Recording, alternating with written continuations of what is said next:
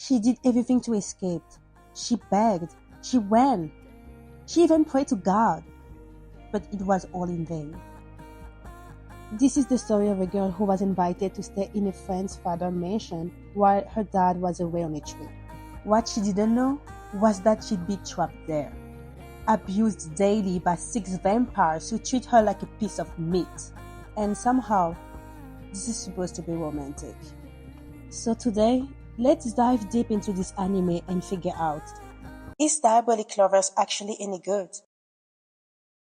Now you're begging again.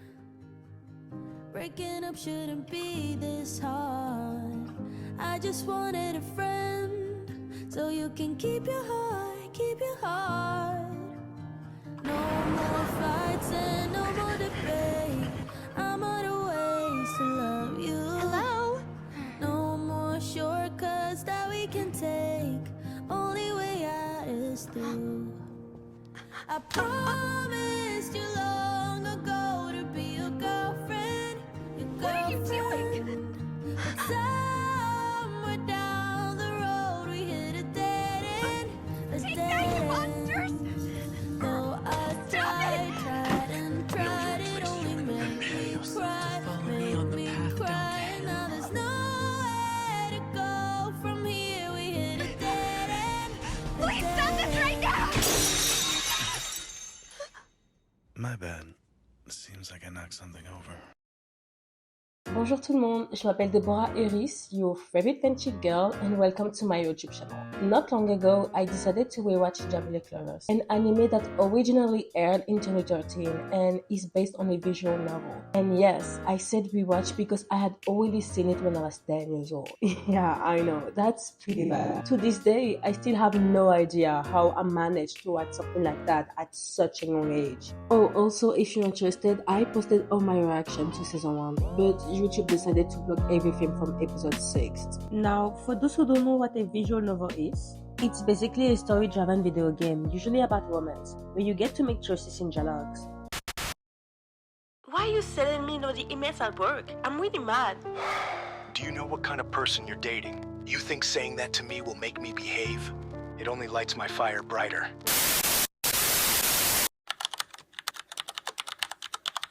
The anime itself has 24 episodes, split into 2 seasons. Personally, I never watched the second season. I didn't even know it existed. When I was 10 and went looking for a sequel, I couldn't find anything. It was actually some of you in the comments who told me about it. So today, I'm only going to review season 1. Diabolik Lover has 12 episodes each, only 50 minutes long. Yeah, it's so bad they couldn't even bother making full-length episodes like almost every other anime. It's officially classified as drama, harem, mystery, horror, and romance. But honestly, I don't see anything romantic about this. I can't wait to break you. Anyway, let's meet the characters so you can follow along if you haven't seen the anime. Our protagonist is Yuri Komori. Not that it matters, because no one ever calls her by her name. No one. Here's what we know about her. Her dad is a priest and he's leaving on a trip, so he decides to send her to a friend's house while he's gone. And already we have a problem. Yuri is 17 years old. 17. You're telling me she couldn't just stay home alone? Especially in Japan, where literal kindergarten and elementary school kids go to school and return home by themselves. But a 17 years old girl? Nope, too dangerous. I mean, I don't know, why not send her to a family member? That would have made way more sense. No, instead he damns her in a mansion with 6 guys. And just to remind you, he's a priest. Also, what about her life before this? Didn't she go to school, have friends, or is she supposed to keep up with any of that when she's stuck in a mansion in the middle of nowhere? Whatever. The first person we meet is Ayato. And this guy, he basically steals the screen time from everyone else. His ego is way too big. I won't even get into the fact that he body shames her by calling her a pancake because she's too flight for him. Hold on, you said pancake. Were you talking about me? Of course I was, stupid. Seriously. If you haven't noticed, you're as flat as a pancake. God. But honestly, what baffles me the most is, why did Yuri approach him in the first place? Everything was screaming at her to leave. the rain, the door closing on its own, the literal gut feeling of fear she had from the start. And yet, she still gets closer to this random guy she doesn't even know. Are you okay? He doesn't have a pulse. Oh no! I should call an ambulance right away.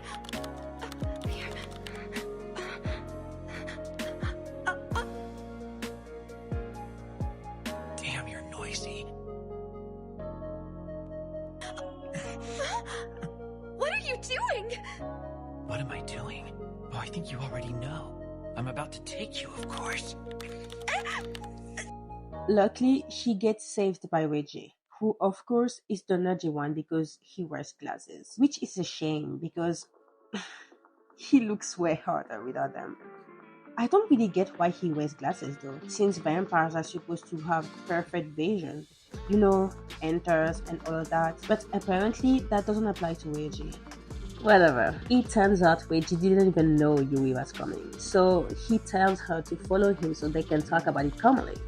But before they can do that, they get interrupted by another brother, Laito.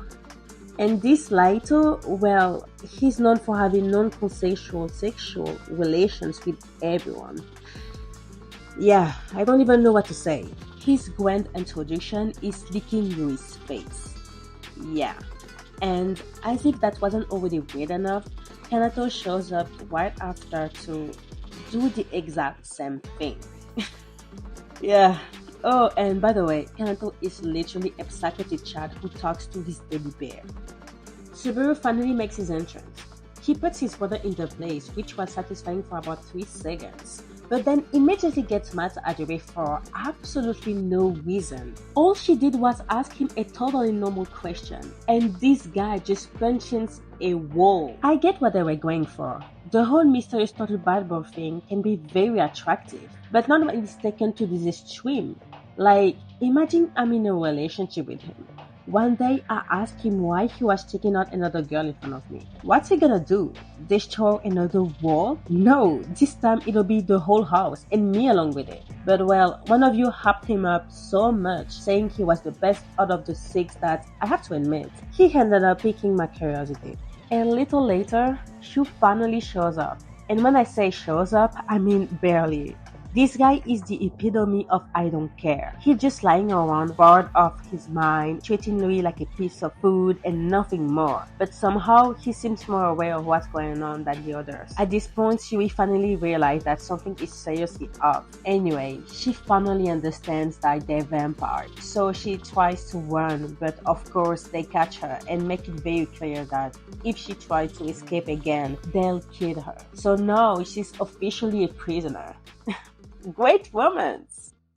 Just a little reminder, this anime is supposed to be a shoujo, and yet the only girl in the show is treated like garbage for the entire series. First, they reduce her to nothing but a walking blood bag. Then they give her adorable little nicknames like Pancake or Little Big. I don't know, maybe I'm just too bitter. But aren't shoujo supposed to be love stories? I mean, there are so many ways to make a romance interesting. For example, you could have 2 characters who constantly compete and don't realize they're in love, like in Special A. Or maybe they start off disliking each other but slowly grow closer, like in Metsama. But at the end of the day, a shoujo is supposed to make you dream about the relationship. It's supposed to make you want to be in the heroine's place. But this?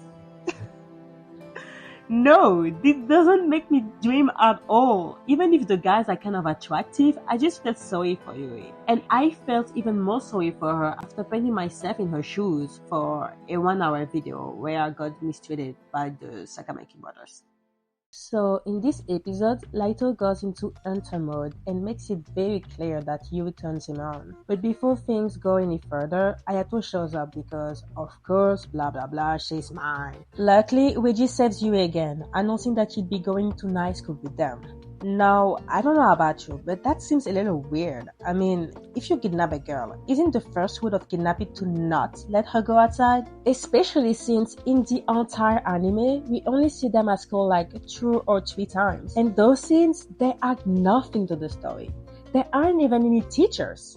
Okay, back to Ayato, who casually shows Yui a side. Though, to be fair, she doesn't put up much of a fight. So yeah, he bites her, while making some very questionable comments. Yours truly will be the first to take you in so many different ways. But wait, it gets worse. After taking way too much of her blood, Yui faints. So Weiji forces Ayato to take her back to the mansion. And what does Ayato do? He brings her to the pool. Why? No idea. And then, because this guy is a walking red flag, he throws her in. Your life is completely at the mercy of yours truly. I can do whatever I want with you, so stop quibbling over every little thing! The problem is, she can't swim, so obviously she starts drowning. Now, what do you think he does? Pull her out? No, instead he bites her. He bites her while she's drowning. And once he's finally satisfied his hunger, then and only then he pulls her out of the water. That's crazy! Oh, and between those two actions, he kisses her. Because apparently that's the best time for a romantic moment. Yeah, so romantic. One of the most frustrating things about this anime is that it follows the same pattern every single episode. It starts with a normal situation. Yui runs into one of the brothers, but he bites her. So she runs away only to bump into another brother who also bites her. And then the episode ends with a flashback to force some plot in the story. Rinse, repeat. And speaking of those bites, let's be real, there's some strong sexual subtext going on here. Weiji even said stuff like, do that in your room. How many times must I tell you? You will restrict such activities to your private room. As if biting someone in public is inappropriate. And then there's Ayato, who talks about stealing her first time when he bites her. Not to mention, he doesn't want anyone else to bite her. Which kind of makes it sound like he sees her as his girlfriend and doesn't want her looking at other guys. And please, the way these scenes are shot, the sounds Yui makes, the camera angles, it all makes these moments extremely uncomfortable to watch. At times, I felt like I was witnessing something way too intimate, something I never wanted to see in the first place. On top of the obvious sexual undertones, there is also a clear metaphor for assault. I know, I might be reading too much into it, but I have to be honest about how this anime makes me feel. Because let's get one thing straight, you will never consent to being beaten. And maybe you say, well, of course, no one would agree to be beaten. And you'd be right. But the problem is, it's not just a bite. This isn't Twilight or the Vampire Diaries, where vampires bite people because they're literally feeding. There is no ambiguity there. But here, be honest with me. Would you feel comfortable watching this anime with your mom or dad in a room? Would you dare plug in on the main TV with the volume up, completely chill if a family member walked in? Because personally, I had zero problem watching Twilight or the Vampire Diaries with my mom. But Diabolik lovers? Absolutely not. And why? Because as I said before, there is a sexual metaphor and a metaphor for assault. Yet somehow, this is supposed to be a romance. The episode starts with the Sakamaki brothers calmly eating food. So naturally, I have one question. Why are they so obsessed with Yui's blood then? It makes zero sense. So I went to ask Reiji for an explanation. Why do you all want to drink blood? You don't need it. I mean, I've seen you eat regular food that any human can eat. As vampires, we have an addiction to human blood. While we can consume regular food to stay alive, it doesn't satisfy our hunger like human blood does. Our bodies are more used to human blood now than regular food. Not only is it more pleasing, it gives us more strength, and vampires who haven't had human blood in a while are more likely to go into a rage. So it's easier to stay calm when we regularly indulge in it. Now, it's up to you to decide if what he says makes sense or not. But anyway, let's move on. At one point, Shu just gets up, probably because he's sick of Laito's perverted comments. And honestly, I get it. Between the pervert who has no self-control and the psychopath who thinks he's the reasonable one, I would have left a long time ago too. And okay, maybe I'm exaggerating, but seriously, who eats cookies with a fork?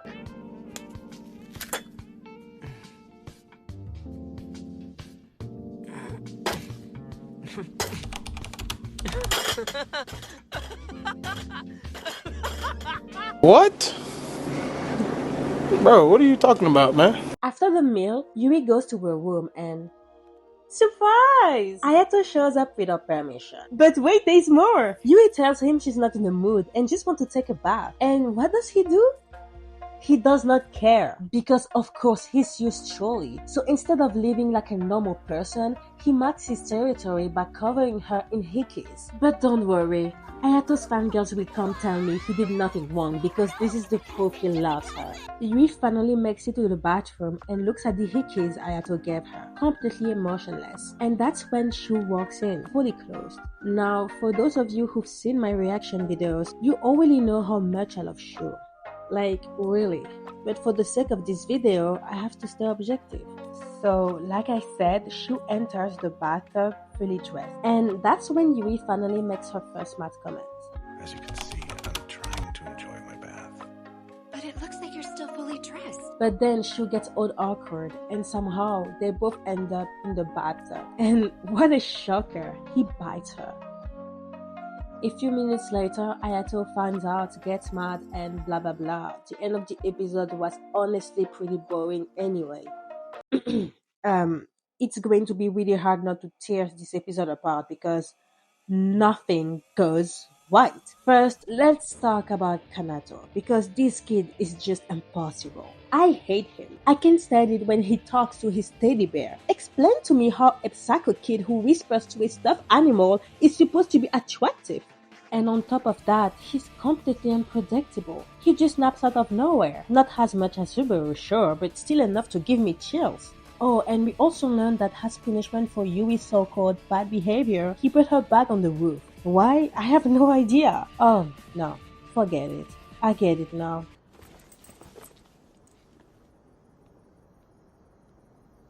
I love you.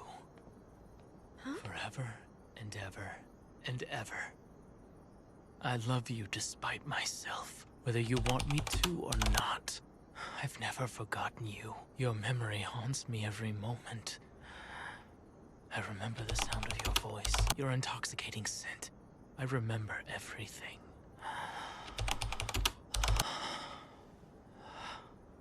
Who's there? I can hear you breathing. But who is he even talking to? This scene is just awkward. Okay, something else I noticed. Apparently Laito is the only one of the Sakamachi brothers who speaks French. The only one. But why him? Of all characters, why Laito? Is this really how Frenchmen are seen abroad? Ce n'est pas grave, cocotte. À partir de maintenant, nous allons devenir bon amis. Throughout the episode, Laito chases Yui down and abuses her. But the worst part, he takes pleasure in breaking her psychologically so that she becomes too weak to fight back. And guess where he decides to do all this? In a church. A place she cherishes and respects. And that's exactly why he chooses it. He wants to ruin the one place where she feels safe. So he trips her and violates her trust in every way possible. I don't even have the words. It's just disgusting. In this episode, the writers really try to make Kanato seem disturbed. And honestly, they succeed. For example, he takes Yui to a cemetery and tells her that his mother is dead. So naturally, I start to feel a little sympathy for him because, losing your mom is hard. But then, just a few seconds later, he says this. My mother lies in this grave. Your mother? I didn't know that she'd passed away. I'm the one that killed her. What? Yeah. Any sympathy I had? Gone. I really don't know how else to describe this guy except that he's a pathetic, totally insane person. First, he gets mad because Yui wants to leave. I mean, yeah, of course she wants to leave. Who wouldn't? I mean, imagine taking a girl to a cemetery to introduce her to your dead mother. A woman that you personally killed. Yui should be scared. If anything, the real question is, why did she even follow him in the first place? Unfortunately, Kanato bites her right there in that creepy graveyard, while she begs him to stop. A little while later, Yui is completely exhausted. She walks back to her room with a blank look. But just as she's about to enter,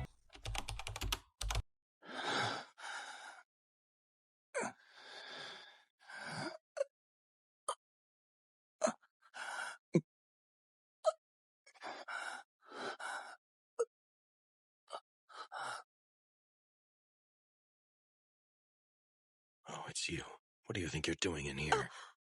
No, I don't know about you, but the songs he makes are really unsettling. I mean, he's supposed to be having a nightmare, but he's moaning like he's in the middle of something else. It's weird.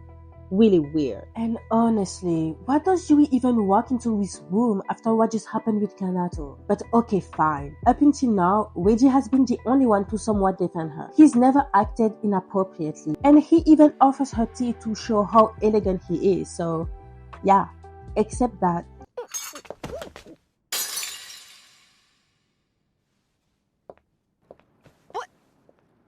What was that? yeah. Turns out, Reiji is actually a huge sadist who was just hiding all along. And what's worse, he still has the nerve to blame Yui afterwards. That's the craziest part. There is a moment in this episode where Yui is alone with Kanato, who's just sitting on the edge singing. And honestly, that's when I started thinking, does Yui actually like what's happening to her? Because seriously, why is she worried about this guy falling? He's a vampire, he can't die. And let's not forget, this is the same guy who verbally abuses her, locks her up, and treats her like trash. Why does she care? If it were me, I would have just pushed him off the balcony and ran for my life. Yes, I'm serious. And just to show how insane this guy is, he literally takes her to look at wax dolls. Most of them are all sacrificial wives. Oh, and also, some of them are his mother's former lovers. Yeah.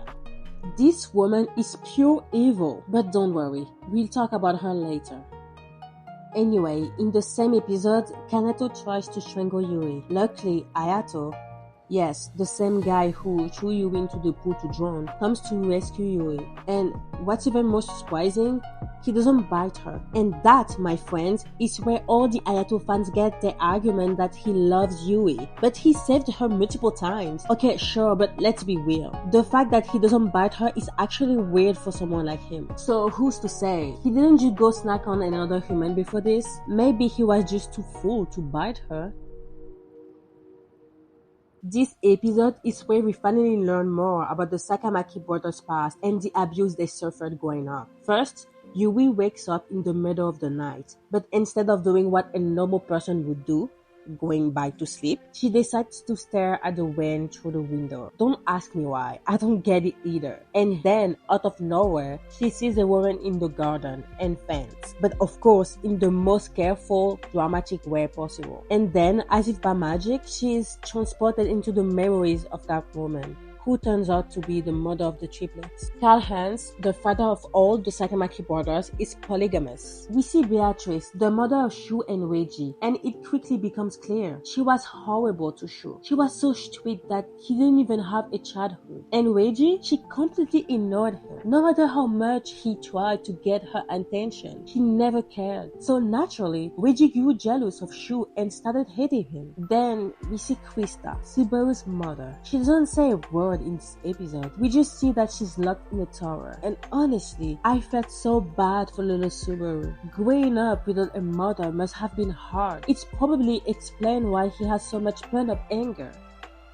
This episode is supposed to explain why the brothers act the way they do, why they are abusive and mentally unstable. And yes, I felt compassion. But even then, their trauma doesn't justify what they put you through. She doesn't have a childhood. That's sad. But plenty of people go through that. Reggie was neglected by his mother. That's horrible. But that doesn't mean he had to become a sadistic psycho who enjoys making others suffer. Subaru grew up alone. That's tragic. But many people grow up in similar situations and then don't develop rage issues like he did. And Laito, well, let's be honest, the anime doesn't even try to explain his perversion. Same for Kanato. But then, after talking to my viewers, I realized the anime is hiding some really dark things from us. Apparently, Beatrice also abused Reiji when he was very young. Physically, emotionally, I'm not sure. But if that's true, it would explain a lot about Reiji's hatred towards her. And Shu, he's actually traumatized by the death of his childhood friend in a fire. His name was Edgar, but Shu barely even mentions him. Then there is Subaru. His mother, Krista, was actually Karl-Heinz's cousin. Yes, their relationship was incestuous. And because of that, Krista lost her mind and started calling Subaru an abomination, disgusting, a mistake she wished she had never been born. And Subaru, he still tried to protect her. He hated his father so much that he destroyed a statue of him. And Callahan threw Subaru into the ocean because of that. Now that explains his anger issues. And then there's Cordelia. She physically abused Ayato by hitting him, drowning him in a lake, which explains why he acts the way he does. At the end of the day, the Sakamaki brothers are victims too. But that doesn't excuse what they did to Yuri. In fact, their story is a perfect example of how many real-life serial killers were also victims of severe childhood abuse. This anime is not about romance. It's a horror story disguised as a love story. And that's what makes it so disturbing.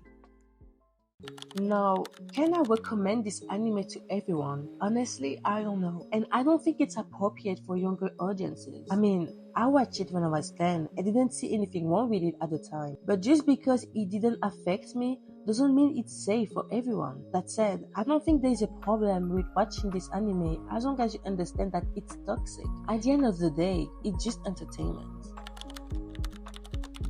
Which Sakamaki do I prefer now? Now that I rewatched season 1, my ranking has changed a bit.